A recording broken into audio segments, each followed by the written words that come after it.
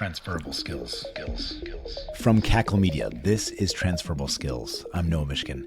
Today's guest is Stephen Kohler, who shares his skills journey from product and brand marketing into music and executive leadership coaching. His book that he wrote is all about coaching, and he uses the lens and filter of music theory, and concepts from music. Very interesting story. So stick around. I hope you enjoy. Stephen Kohler, it's great to have you on the show. Noah, thank you so much. It's an absolute pleasure. I can't wait to rock out together, as it were. For those who are tuning in on YouTube or on Spotify mobile, you could probably see that both of us share similar backgrounds. And I mean that visually. You got guitars hanging on the background. I got guitars. Early on in your career, how did you explore your interests and figure out what you wanted to get started with in your career? Thank you, Noah. And again, it's such an honor and pleasure to be here with you. And huge thanks to our mutual friend, Chris, for connecting us. I think that the executive summary, the through line of my journey thus far has all been about music. Grew up in a musical family, exited high school, knew that I wanted to do something musical in college. Although I ended up having on paper a philosophy degree major, I was spending all of my non-philosophy classes in the music building. Graduated there. I had wanted to be a full-time musician, and to pay the bills, I stumbled into what turned out to be a fabulous long business career, not expected at all. Got to work for an amazing company called Shure. Those listeners and viewers that are familiar with music will know that brand, and for those of you who don't, pretty much every stage in the world has a Shure microphone on it. I unexpectedly got a great background and understanding in business and just exposure to so many things that I would not have expected. And after a long career in business, I really got passionate actually about the human side of things. And about 6 years ago, scratched another itch and was able to start my own business, which is something I had always wanted to do. I became what's known as an executive leadership coach, and we use music as a lens to develop people.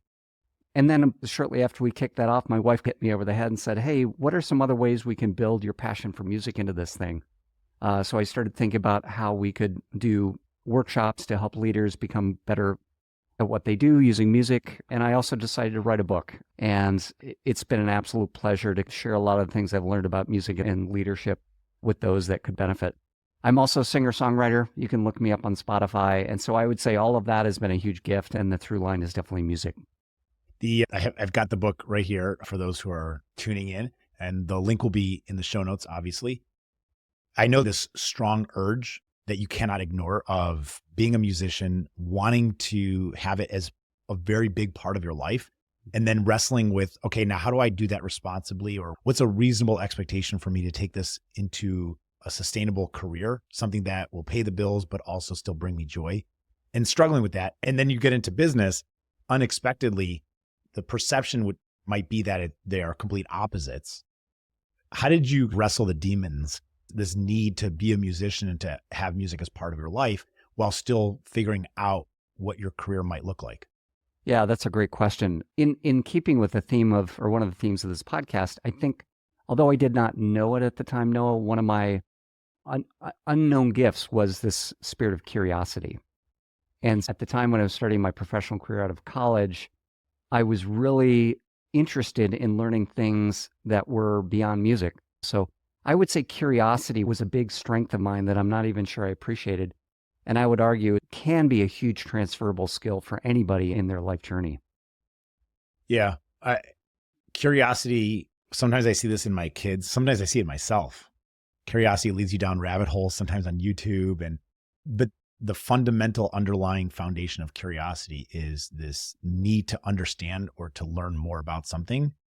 And we're living in the golden era of exploration now, the ability to satisfy your curiosity and explore it, to get enough information at the tip of our fingers. At any moment, I can learn about anything. Oh yeah, 100%. Interestingly, and this is a leadership lesson too that I learned.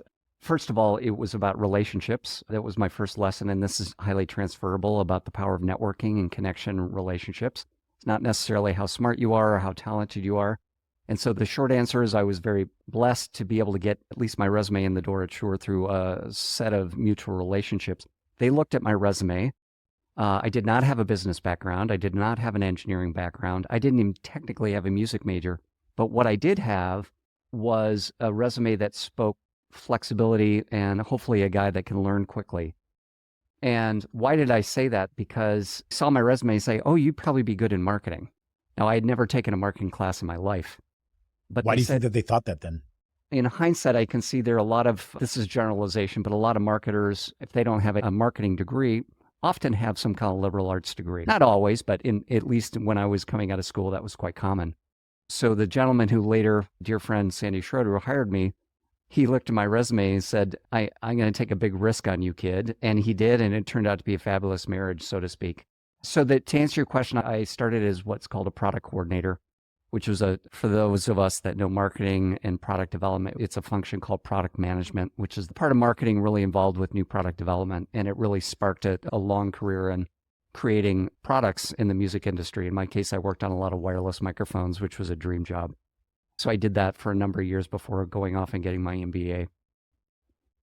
My dream would be to find a job that I can play with the things that I do in my off time personally. And that's like what you're describing is exactly that. I could spend hours, even just like this might sound boring to many people out there, arguably most people out there, looking at wires, like cables, different types of cables, TS, TRS, TRRS, like those things, like there's a big difference between XLR. I can name a whole bunch of other ones, 1/4 inch, 3.5 millimeter.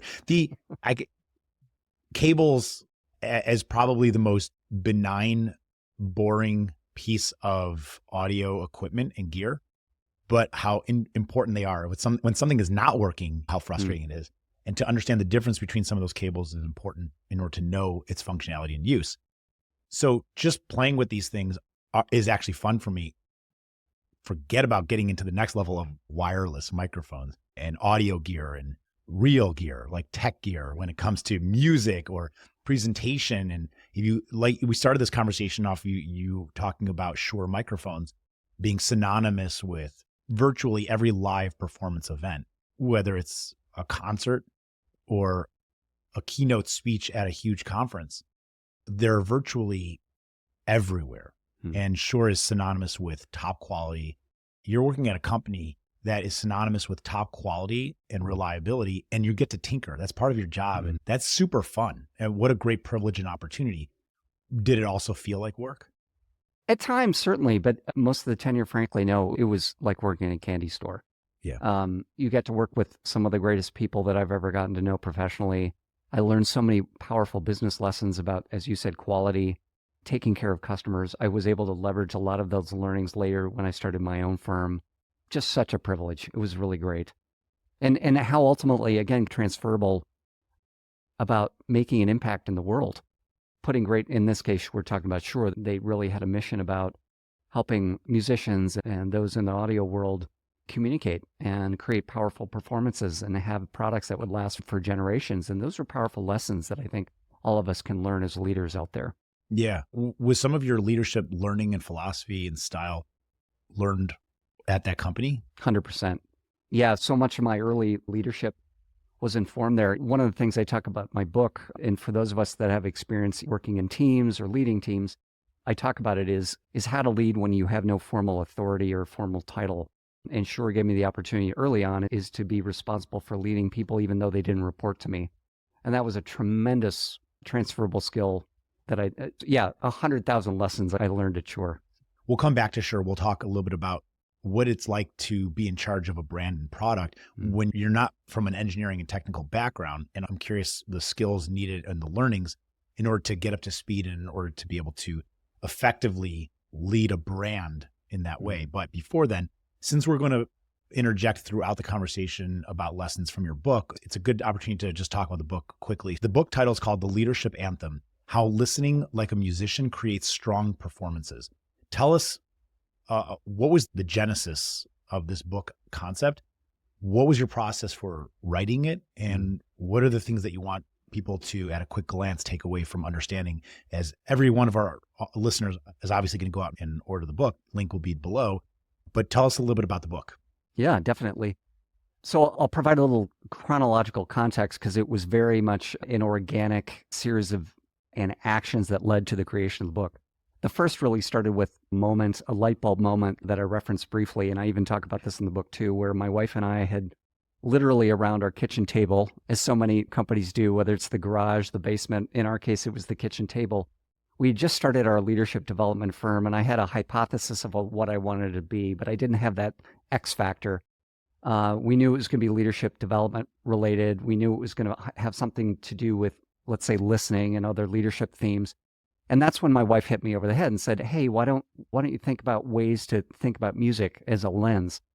And I said, oh my God, that's brilliant. And so I started iterating on this idea that took the form of articles. It took the form of workshops. It took the form of little blog posts of the parallels I saw between music and leadership. Being both a lifelong musician and having, at that point, something like 25 years of global leadership perspective, I saw a lot of natural parallels. And so I started documenting those, and at the time, it turned into LinkedIn posts. And again, my wife, being the brilliant one she is, hey, what if we started capturing these LinkedIn posts into something that's more long form, like a book? And I'm like, yeah, maybe. I didn't have a huge desire to write a book at that point, but she's like, just trust me. And so you see where this is going. One blog post turned into 6, turned into 10, and before you knew it, we started having chapters. And then we started organizing the chapters. And then I got really serious about actually writing a book. Can I ask you about the LinkedIn post? Please. Did you get any kind of confirmation on the theme of your eventual book through your LinkedIn posts? I did. And I love that question because it brings up, I think for anybody who's a creator or an entrepreneur or leader, it can be interesting what assumptions you bring into a situation. And I had a certain hypothesis or assumption that musicians would get this and that non-musicians would scratch their head. And actually, no, it was almost the opposite. Musicians certainly appreciate the concept. It's fairly obvious for them, even if they don't have a corporate background. It was the non-musicians that really exploded over this, so to speak, and gave me that confirmation. And it was people particularly who did not themselves think of themselves as creative or musicians. Do you think those people wanted to think of themselves as creative? Definitely. And one of the things I explore in the book, and we do a lot in our workshops, is help people reframe and shape their own mental narratives. For example, many people that I encounter will say, I'm not creative. I could never write a song. I could never write an article. I could never paint a picture, whatever. And I love working with that because we're all creative. One of my favorite musicians, I think you and I may have mentioned it, bass player Victor Wooten says, every single one of us is musical. We just haven't discovered it yet. Yeah. And I love that as a narrative for leadership and creativity because a lot of us have this narrative, I'm not creative, and helping people kind of reframe that and say, actually, you are creative in lots of ways. Do you like to cook? Do you sit down with your daughter on the kitchen floor and draw a picture together? Well, you're creative, right? Do you work on a new product at work? You're creative, right? You don't have to play a musical instrument. It doesn't have to be the more traditional arts from creativity, but rather, how do you think about something in a unique way, in a different way than the obvious? And how do you bring those results in different formats, in different media? Creativity it's all subjective, first of all. And ultimately, who's to say whether you're creative or not if you feel creative? Isn't that the only important thing? If your expression of this one principle, this one project is creative to you and you're satisfied with the results, that's creativity.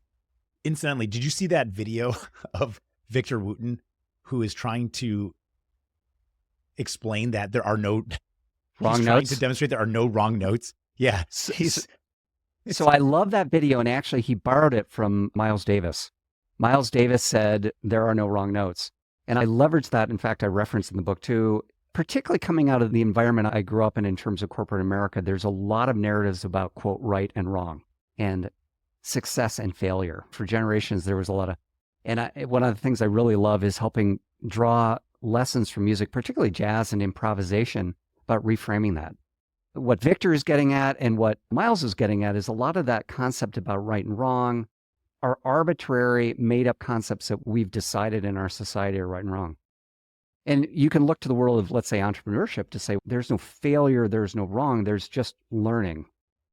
I talk about this concept of listening with, as I say, with a capital L that, again, is you and I can relate, but it's this idea that the first lesson that we learn in music, most of us, is this concept of ear training and how to listen. And one of the parallels I notice between that and leadership is this idea of listening for opportunity, listening what's needed. So you listen inside in your heart and figure out what your values are and what you want to bring forth in the world. You listen around you, whatever environment you're in. Let's say you're in a business environment. You listen to your customers and what they need. Jimi Hendrix, by the way, famously said, "Knowledge speaks, but wisdom listens." You're in a role that's about product and brand marketing. Your background is not technical. As a musician, you understand, but not from an engineering or product discipline. How do you bridge that gap between the consumer level information that you're trying to get out there while also being knowledgeable about product and the technology? Yeah. Number one, I was a really good listener. So I listened to my engineering teammates and what they needed. I listened to my customers. I listened to vendors, right? From there, I said, oh, I'm seeing some patterns. 5 out of 7 customers are all talking about they need X. Or 4 of my engineers keep running into this obstacle. Oh, that's interesting. And from there, I put on my composition hat as if I were writing another song. I'm like, oh, okay, it sounds like we need to develop this or create this kind of process or whatever. And then I went into something else I talk in the book of what I call the conductor, the leadership conducting skill. And when you're a conductor, what are you doing? Ultimately, you're facilitating, I believe, and you're bringing out the best in others. So a lot of what I was doing, because I was not an electrical engineer, I wasn't a mechanical engineer, I wasn't a producer, I was helping facilitate and coordinate. So I was helping, frankly, bring together different departments within Shure, different processes, different activities that need to be brought together that, frankly, a lot of times we're not communicating well together. I was using my natural passion for collaborating and communicating and harmonizing to bring people together. That's what they needed, right? They did not need another subject matter expert, another engineer, for example. I put on my producer hat, as if it will, to years of production experience to say, okay, how do we put all this together in a powerful way? So I used a lot of these kind of non-technical skills to enable successful outcomes. And it was, again, Noah, it was many years later that I put all these pieces together, but yeah, it was fascinating. And again, very transferable skills, I would argue. Yeah, definitely. What kind of perks do you get when you work there? Do you get to I'll never tell. Yeah. No. Do you get access to like recording rooms? Do you get to try out all the gear before it's even like fully baked? Oh, do you yeah. get to collaborate on things? What kind of fun stuff do you get to do? All of the above. You are getting to work with prototypes, which is one of the best parts of my job, is getting to try out gear. And again, it's a benefit to Shure, right? Because you've got hobby, semi-pro, and then professional musicians all using these prototypes day in, day out in the clubs, getting real-time data about how the products are actually working. We take that data from the field, quote unquote, back into the lab. It was wonderful. If you're like me, and I know at this point that you are, you nerd out about these things that it's a subculture that's excited about. Gear like this, products like this, brands like this, and to the majority of the population, it's not even on their radar. They don't care about it, but it's not on the radar. Do you find yourself excited to talk about some of the work that you're doing with people that really couldn't care any less? Oh, 100%. They actually, when I worked at Weber, I learned this phrase, and it was equally true at Weber as it was at Shure. But you go out, let's say on a Friday night, you're at a club seeing a friend's band play. There's maybe a friend, somebody in the audience say, where do you work? You say, Shure. And you get what I love is the following phrase. You get the 2 S's. You get a smile and you get a story. So you tell them, just like I did earlier with you, I said I worked at Shure, and you immediately get a smile from a lot of people, and you get a story.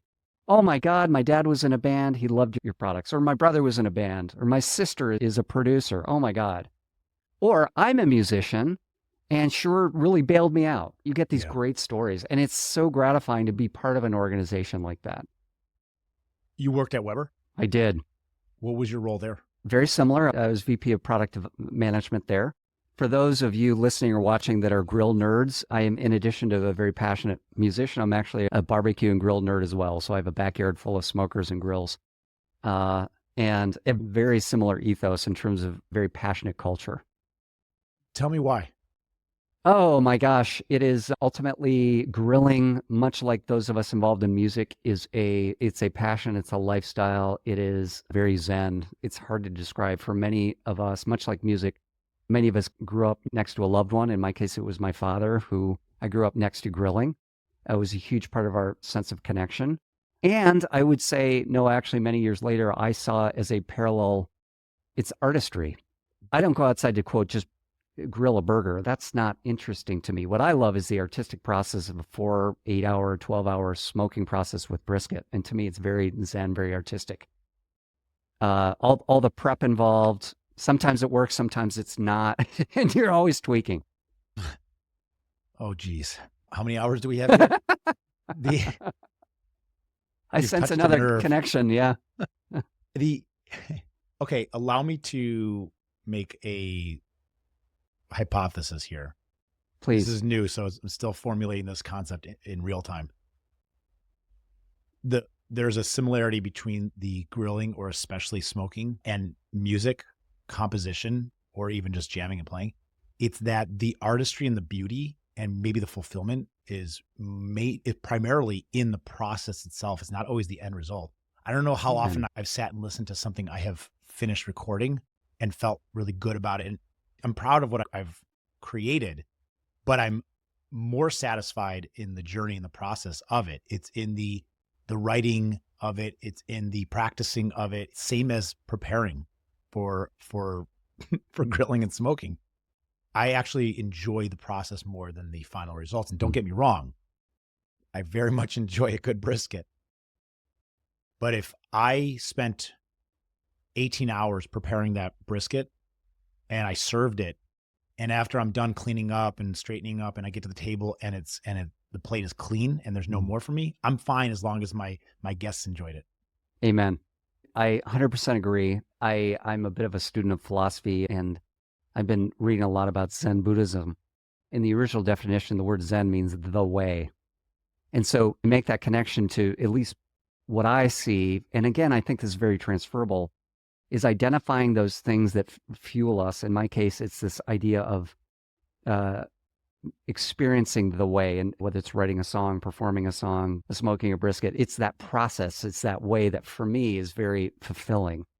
And I would invite all of your listeners and watchers to think about what are those things that really fuel you, and what are the parallels of how you can find more of those opportunities. In the spirit of transferable skills, this show is not just limited to your professional career, because a lot of the skills that we gain in life, very applicable in both your personal and your professional life. Any advice out there for our listeners for preparing and the process of smoking meat?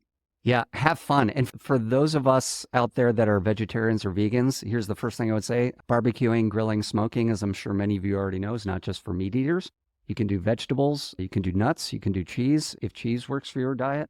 And I would just say, have fun. Enjoy the process. Yeah, that's great advice. Enjoy it, because I found myself getting stressed out or hyper-focused on things and not enjoying it sometimes. And that moment when a friend might come over and you share a beverage and you're standing out there talking, you're not focusing on it anymore. You're focusing on the social aspect of it, and you're hanging out. And then it becomes joy again. Yeah, just have fun. And I love your word, Noah, of joy. Yeah. Just look for that joy. Right? Everywhere in life. Oh, amen. So actually, let's talk about joy, because something that's obvious to me is that you worked at this point at 2 different brands that are associated with lifestyle, hobby, enthusiasm, and joy. Did you go seek out jobs at companies whose products or even industries you were like extremely passionate about, or were they just jobs and it happened to be in some of those areas? I was coming out of college. I didn't have a lot of job offers, again, because I was a philosophy major, but I had a few. And so many of us... The philosophy major also say, but that's okay. I'm not in it for the job. I'm in it for... Exactly. Well, and that's a good parallel, right? And so I had a couple job offers, and inevitably I had one of the first kind of leadership lessons is what you might call values, and how to make a decision based on your value set.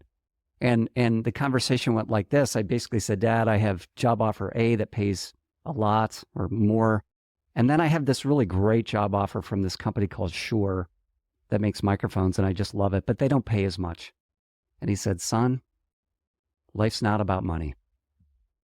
Now, that sounds like an obvious statement, but when you're just coming out of college and you've got a lot of people around you with a lot of social pressure of who makes what and who has the biggest title and all that, that really cut through the clutter for me. And it was a real powerful lesson about life is too short to not look for that area of passion or joy, whatever it is that you fuel. And I was very, very fortunate to already have that, for me, that joy, which was music. And it became immediately clear what I had to go do. I had to take, I'll be honest, Shure was not the highest paying job, but my God, did it have joy. And my God, did it have passion. And it was a powerful lesson that I've continued to carry forward. Now as an executive coach, I bring that lesson up to a lot of folks that I support too, that are wrestling with these difficult trade-offs. You probably also succeeded because you loved it so much. And over time, the compensation hopefully catches up, but ultimately you learn so much. And whether you end up staying at that one company for the majority of your career, or like most people, you find another job at some point, whether it's a year later or a decade later, and everything that you gained and you did it through that filter of joy and passion sets you up for the next thing. And if that pays more, great. And if it doesn't, but you're still finding joy and fulfillment in life, maybe even better.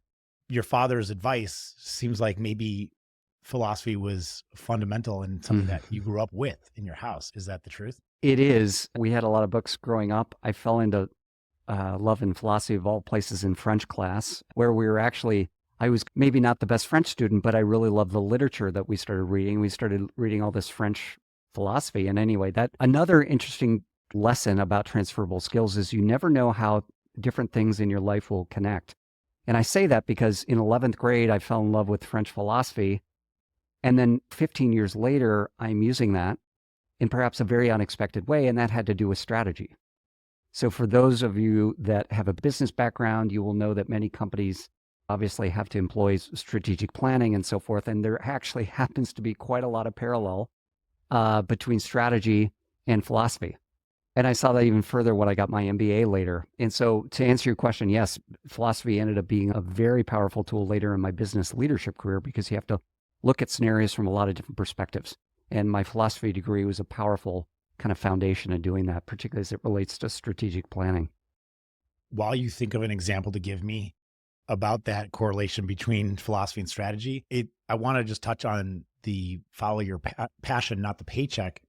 When you're first starting out in your career at a young age, there's an expectation that you're not going to be making the most money. You're looking for experience. You're looking for that first door to open and gaining experience. So hopefully you get one that pays you responsibly. As you progress through your career, there's an assumption that we put on ourselves, this expectation that my worth is compounding, and therefore my value is compounding, and I should be paid as such. And I don't know if that is true. I don't know if that is necessary, but it certainly is a pressure that our society puts on us, and we take to heart. It's like a subconscious decision that we make that the next job has to pay more than the previous one. And yet it doesn't always translate into following your heart and your passion. So there has to be a balance. First of all, you have to earn enough to cover your costs, your burn, feed your family, and even do the things that you want to do, not just the things that you need to do. I'm just saying, I want to be one of those people. I want to be somebody that chooses my heart over my perceived compounded value. Amen. You know, one of the questions I like to explore in a coaching session with somebody that gets to the heart of this is a question. I'm in this job that's burning me out. I make all this money and it's killing me. And then when I dig a little bit deeper, they almost always have some passion that they'd like to go into. And they have a lot of fear around that, largely around identity. Who am I if I leave this high prestigious job? Who am I if I make less? What will people think, right? And I often ask the following question: what if you had a year left on this planet?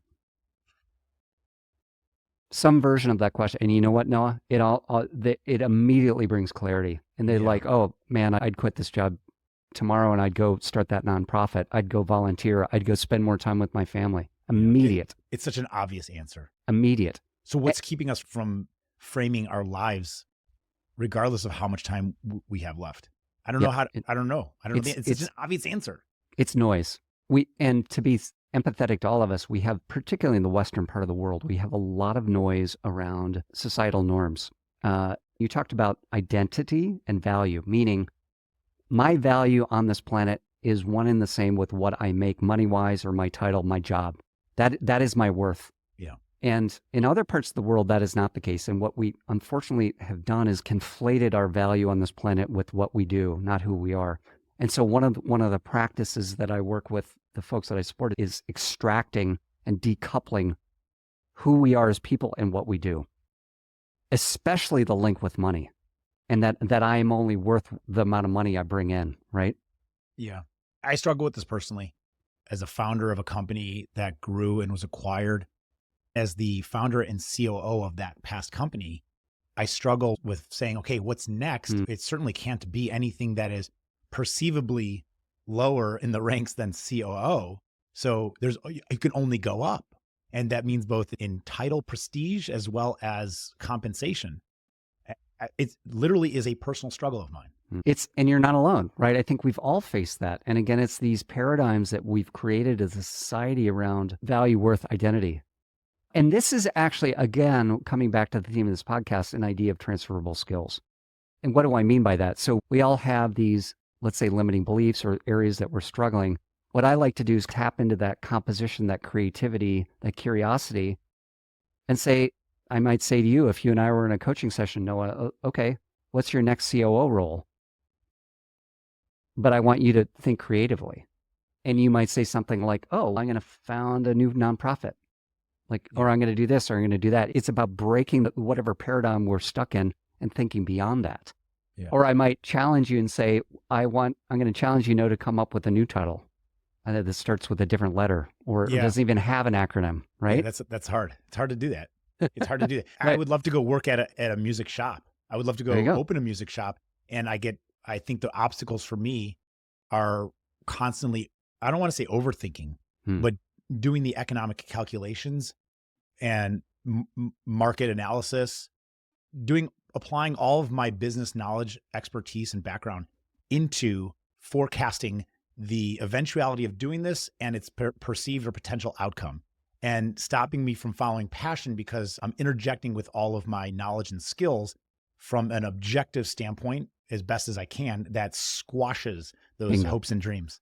So this is where I'm going to make a parallel to music, which I think you and some of your listeners will appreciate, and come back to your business analogy. So in music, of course, there's this whole pedagogy of music theory, right? And many of us get our start learning all the rules and the best practices through music theory to then become better performers. What the greats will tell you is after you learn music theory, after you master it, that's exactly when you have to throw it all out the window.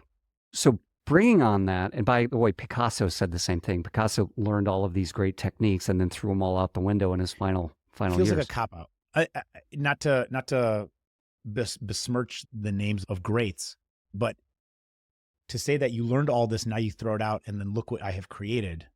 You also in part have created because you learned all the rules and because you trained yourself. And yes, you have to throw out the limiting factors, how the perceived limitations of what I can do with this, because this is what I was told I can following these rules. But now I'm going to interject with my own creativity to innovate again and do it in my own unique way creatively. Feels a little bit of a cop-out to, at least on a surface level, to assume that you can just throw it all out and that you're starting from scratch when you're not really starting from scratch. Correct. We are all a summation of our experiences. Yeah. Right. So literally, are we throwing it all out? No, of course not. What we need to throw out are the things that are holding us back.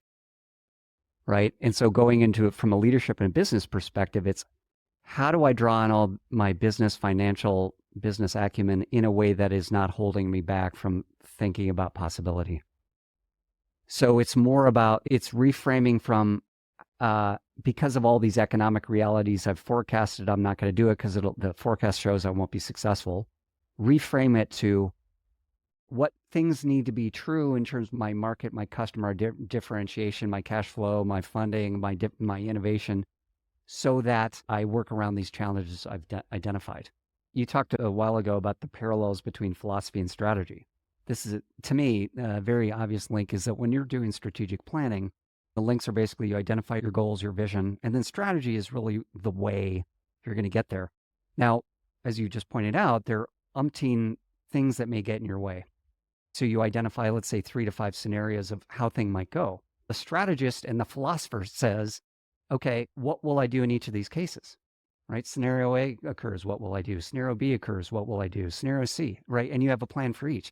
Philosophy, strategy allow you to think from all these perspectives, right? But here's what the innovator does. He or she never allows them to get stopped from getting to the vision. It's just like, oh, okay, path A doesn't work. I'm going to go to path B, but I will not stop. I will absolutely refuse to get to where I'm going. It may be different than I expect to. I might go over a mountain rather than under a bridge, but I'm going to get there. It's the classic, what's working? Let's double down on what's working. What isn't working? How do we learn from that? And then how do we pivot and integrate? Do you think people struggle to do that when evaluating their own strengths? Oh, it's the hardest thing to do is to look at oneself, particularly strengths. As a coach, one of the first things I do is usually when I'm working with somebody, a lot of that inner critic, as you talked about the devil on your shoulder, and particularly I work with a lot of high achievers.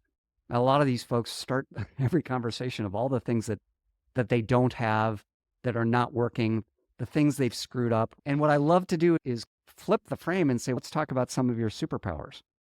And they say, oh, I don't have any I'm not very good. I'm not this. And then we look at some data, and we might look at a personality report or a 360 or some experience from their career. And they're like, actually, I guess I am fairly creative, or I'm pretty good at analytics, or I'm pretty good project manager. Again, transferable skills.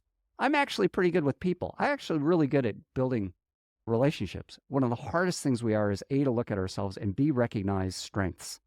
And then to leverage those strengths to get past these limiting beliefs, whatever they may be. Because it's almost, in my experience, as a coach and a creator and a business person, the biggest obstacle, I know it sounds like a cliche, is almost never something external. It's the internal voice. Now, we tell ourselves it's funding, or it's audience, or it's whatever, but it's almost always something that starts internally about a belief of something that can't be done. There's also a part in leadership about making a choice to say, and I'll speak about myself as an example. My strength tends to be more conceptual. I'm not a quantitative, I'm not an analytical guy, and I know that. So using the lens of music, I might say, okay, what can I learn from music on that? Oh, one thing is look around me and who can I add to my ensemble to add to that, let's say, area that's not a strength. So I'm a great guitar player. I'm not a good bass player. I'm a terrible drummer. So what does that mean for my ensemble? Let me find the world's best bass player in my community. Let me find a rock star drummer. Compliment me. The same is true in business. Yes, you can, quote, fix your weaknesses if you choose. You can also find a rock star analytics guy or gal, right? Or if you're that quant person, who's a really great creative thinker? How can I add them to my team? So this idea of broadening your ensemble rather than trying to fix or change yourself. Yeah. I like that you use the proverbial rock star. That's usually the analogy used in business, but you literally used it in the example of a band. It's so obvious when a band has a weak link. It's less obvious when a leadership team in business has a weak link. I'm sure you know this book, Noah, but for your listeners and watchers, there's a classic business leadership book called Good to Great. And in that book, the author talks about the 5 levels of leaders and leadership. Level 5 is this idea of you are measured as a level 5 leader of how well you have grown other leaders. Not how well you're doing, how well you've grown others. And so that's a big metric for me. And I think a lot of coaches, whether you're an athletic coach, an executive coach, a producer in a musical setting, whatever the word coach might mean to you, it's not about you. It's about what you've enabled in that person you're supporting. Yeah. Said. That's fantastic. You've talked about some of the work that you do right now. So tell us a little bit about specifically the type of leadership coaching that you do now. Absolutely. So the firm that I lead along with my partner, my wife as well, Michelle, is called AUDIRA Labs. That's relevant because in Latin, the word audire means to listen. And so we are a boutique leadership development firm that provides one-on-one executive coaching, team development workshops, and keynote speak. That starts with the premise that the best leaders learn how to listen. And another kind of key thing is that we use music, as I've referenced, as a mode and as a practice to help leaders think about new ways to lead and amplify. So aside from one-on-one coaching, we do team workshops that use musical concepts, musical instruments, musical exercises to be interactive, to be experiential, help people communicate, collaborate, and have greater impact. And then finally, we do keynote speeches as well.